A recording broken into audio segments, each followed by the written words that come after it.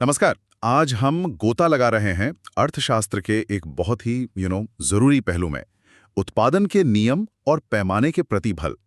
आसान भाषा में कहें तो हम ये समझने की कोशिश करेंगे कि भाई कंपनियां अपना प्रोडक्शन, अपना उत्पादन कैसे बढ़ाती हैं, और जब वो अपने संसाधन मतलब लोग या मशीनें बदलते हैं तो उनके काम के नतीजों पर, आउटपुट पर क्या असर पड़ता है। हाँ, ये बहुत ही फंडामेंटल कॉन्सेप्ट है इकोनॉमिक्स का। बिल्कुल। हमारे पास जो जानकारी है वो अर्थशास्त्र की किताबों से है, जो खास तौर पर इसी पर, प्रोडक्शन थ्योरी पर फोकस करती हैं। इनमें कुछ गणितीय मॉडल भी हैं, ग्राफ भी हैं और कुछ असल दुनिया के उदाहरण भी दिखते हैं। हाँ, वो सब है। तो हमारा मकसद आज यही है कि इन आइडियाज को बिल्कुल साफ और सरल बनाएं। हम जानेंगे कि शॉर्ट रन और लॉन्ग रन में, मतलब कम समय में और लंबे समय में, उत्पादन बढ़ाने के क्या तरीके हैं, और खास तौर पर ध्यान देंगे पैमाने के प्रतिफल पर। मतलब जब कोई कंपनी अपने सारे इनपुट एक साथ बढ़ाती है तो उसका उत्पादन कैसे बदलता है। बिल्कुल। तो चलिए सीधे उस सवाल पर आते हैं जो अक्सर दिमाग में आता है। ऐसा क्यों होता है कि कुछ कंपनियां बहुत विशाल, बहुत बड़ी होकर कामयाब होती हैं, जबकि कुछ छोटी ही रह जाती हैं? क्या इसका राज इन्हीं नियमों में है? हाँ, काफी हद तक इन नियमों से हमें ये समझने में मदद मिलती है। तो फिर ये उत्पादन के नियम आखिर हैं क्या? मतलब क्या है इनका? देखिए, ये मूल रूप से तकनीक और तरीकों के बारे में है जिनसे उत्पादन बढ़ाया जा सकता है। और आमतौर पर जब इकोनॉमिस्ट उत्पादन के नियम कहते हैं तो उनका इशारा लंबी अवधि, मतलब लॉन्ग रन एनालिसिस की तरफ होता है। अच्छा, लॉन्ग रन। लेकिन आपने कहा कि शॉर्ट रन भी होता है। हाँ बिल्कुल। और लॉन्ग रन को समझने से पहले ये शॉर्ट रन और लॉन्ग रन का फर्क समझना बहुत जरूरी है। शॉर्ट रन यानी अल्पकाल में कंपनी के पास कम से कम एक चीज, एक इनपुट ऐसा होता है जिसे वो फटाफट नहीं बदल सकती। जैसे फैक्ट्री की बिल्डिंग हो गई या कोई बहुत बड़ी भारी मशीन। इन्हें हम कहते हैं स्थिर कारक या फिक्स्ड फैक्टर। ठीक है, लॉ ऑफ वेरिएबल प्रोपोर्शंस, और इसी से जुड़ा है वो मशहूर घटते प्रतिफल का नियम, लॉ ऑफ डिमिनिशिंग रिटर्न्स। अच्छा, वो लॉ ऑफ डिमिनिशिंग रिटर्न्स, मतलब हर नया आदमी उतना काम नहीं जोड़ता। हाँ, एक पॉइंट के बाद, एक सीमा के बाद हर नया वर्कर जो एक्स्ट्रा आउटपुट देता है वो पहले वाले से कम होता जाता है। ओके। और दूसरी तरफ है लॉन्ग रन यानी दीर्घकाल। ये वो टाइम पीरियड है जिसमें कंपनी के पास इतना वक्त है कि वो अपनी जरूरत के हिसाब से सब कुछ बदल ले। मतलब कुछ भी फिक्स नहीं है। कुछ भी नहीं। ज्यादा लोग रखने हैं, रख लो।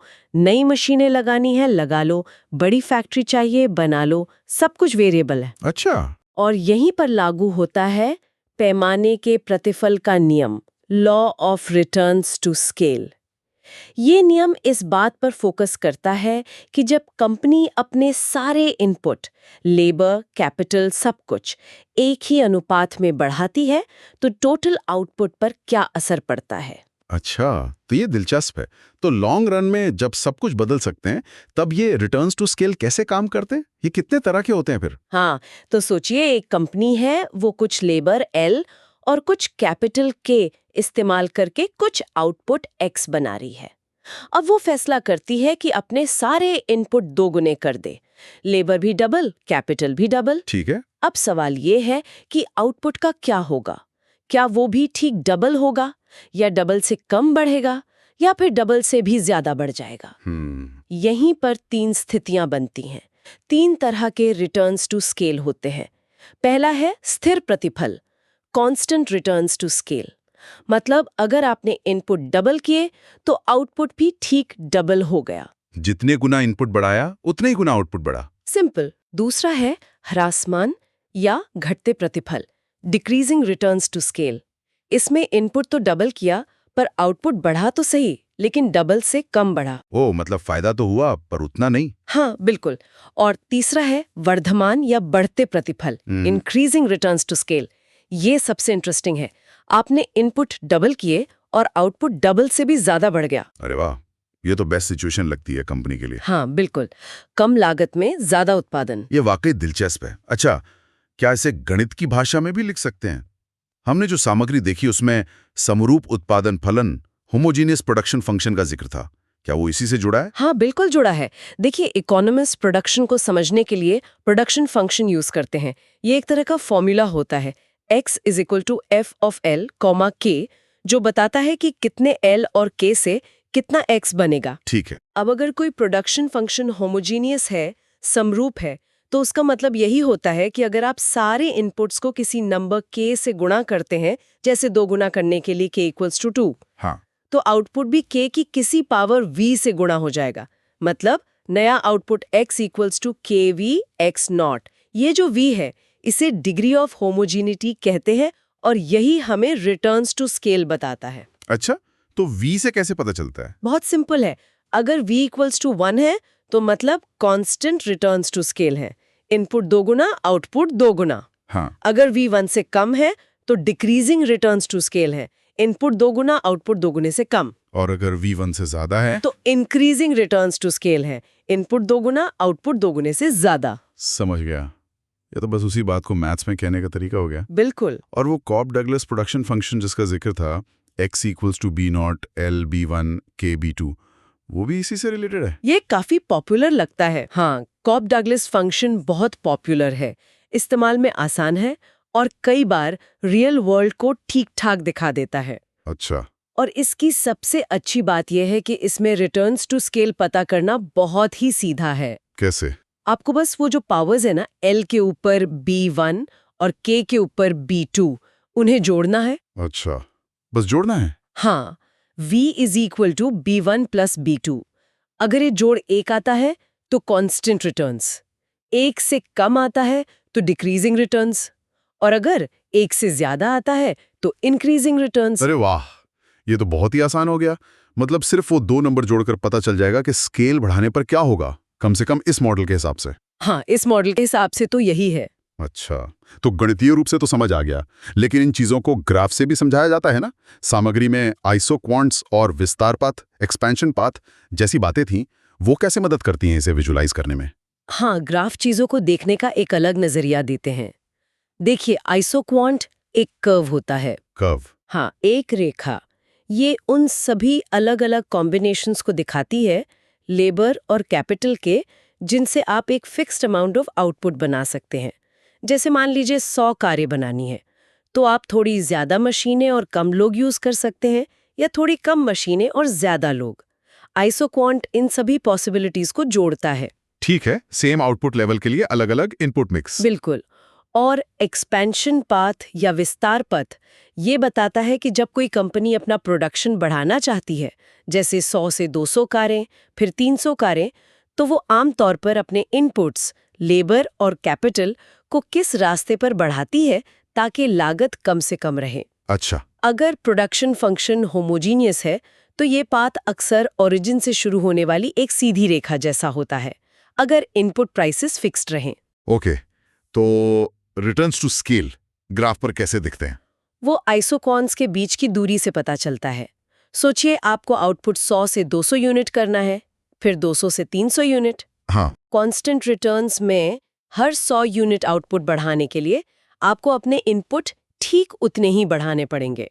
मतलब ओरिजिन से 100 यूनिट वाले आइसोक्वान तक जाने में जितनी दूरी तय करनी पड़ी, उतनी ही दूरी 100 से 200 वाले तक और उतनी ही 200 से 300 वाले तक जाने में लगेगी।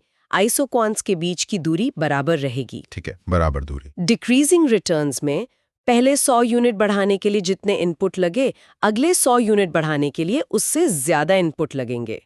तो 100 से 200 वाले आइसोक्वांट तक जाने में ज्यादा दूरी तय करनी पड़ेगी और 200 से 300 तक जाने में और भी ज्यादा।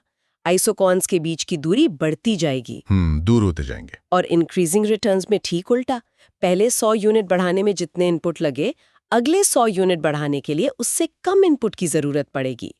तो आइसोक्वांट्स पास पास आते जाएंगे।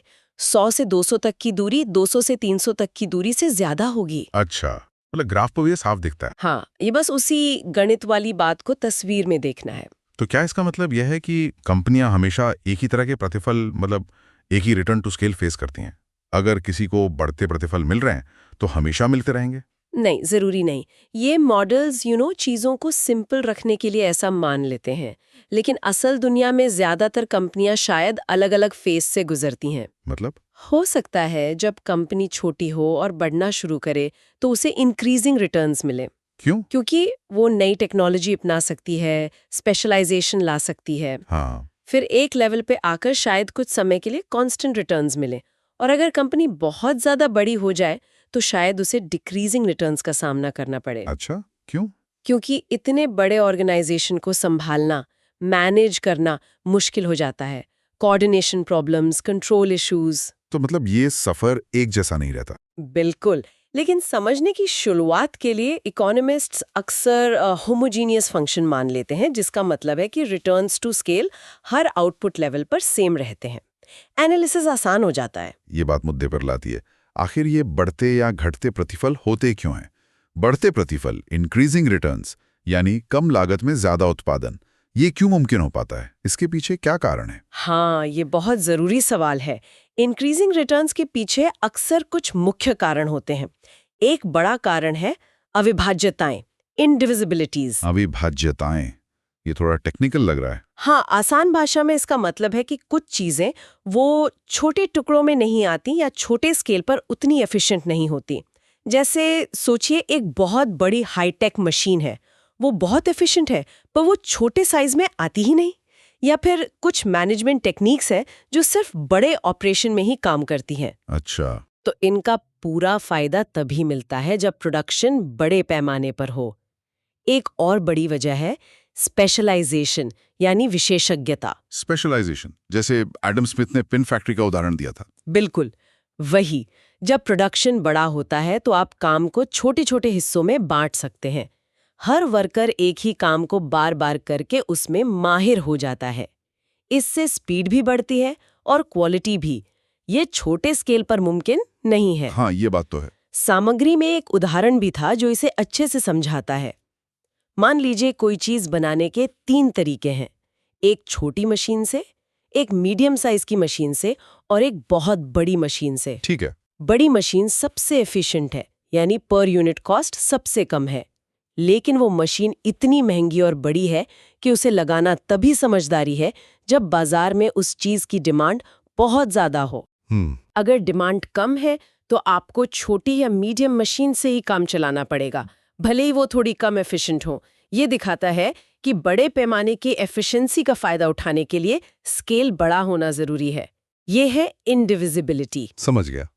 तो ये तो भी बढ़ते प्रतिफल की बात। लेकिन फिर कंपनियां हमेशा बढ़ती ही क्यों नहीं जाती?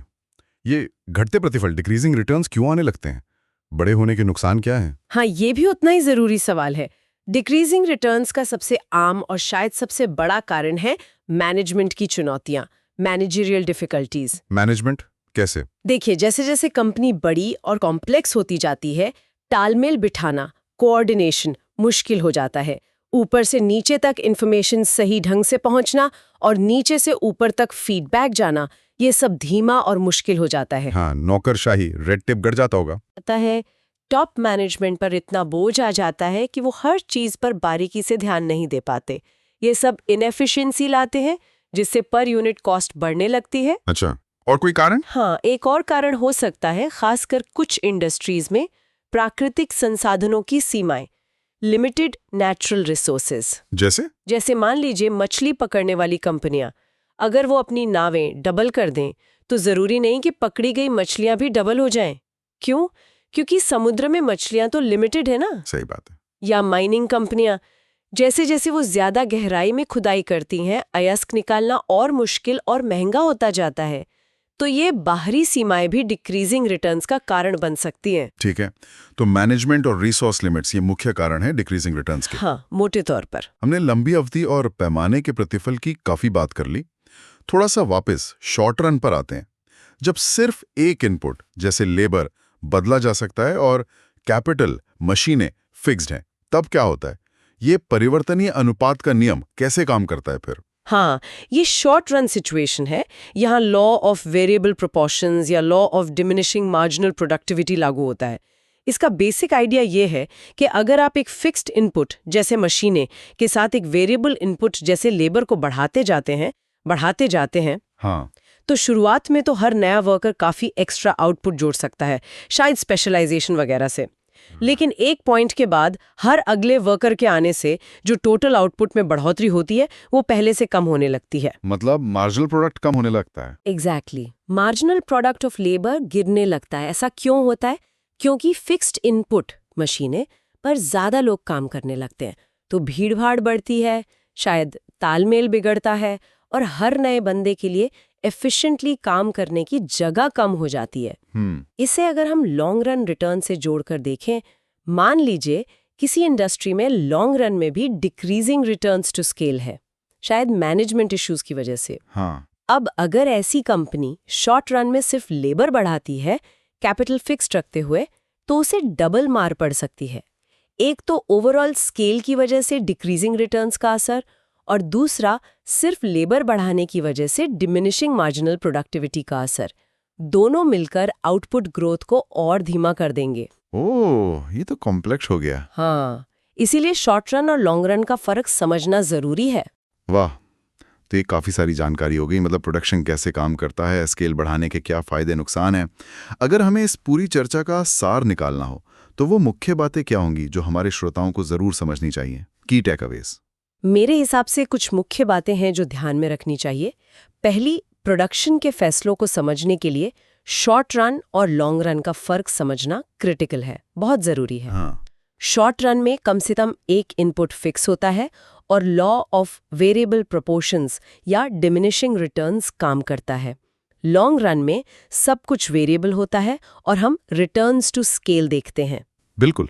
दूसरी, रिटर्न्स टू स्केल की 3 किस्में, कांस्टेंट, इंक्रीजिंग, डिक्रीजिंग। ये बताती हैं कि जब कंपनी अपना साइज बदलती है तो उसकी एफिशिएंसी और आउटपुट पर क्या असर पड़ता है। इंक्रीजिंग रिटर्न्स एक्सपेंशन के लिए मोटिवेट करते हैं, जबकि डिक्रीजिंग रिटर्न्स कंपनी के साइज पर एक तरह की लिमिट लगाते हैं। ये किसी कंपनी के लिए सही ऑप्टिमल साइज क्या हो सकता है, ये समझने में मदद करता है। तीसरी बात, कॉब डगलस जैसे homogeneous production function in ideas को गणित में समझने और मॉडल बनाने का यूजफुल तरीका है, खासकर वो घातों का जोड़ B1 + B2 वाला शॉर्टकट। हाँ, वो काफ़ी आसान था। लेकिन ये याद रखना जरूरी है, ये असल दुनिया का सरलीकरण है। रियल वर्ल्ड ज्यादा कॉम्प्लेक्स हो सकता है। सही है। और चौथी बात, इंक्रीजिंग रिटर्न्स अक्सर क्यों होते हैं?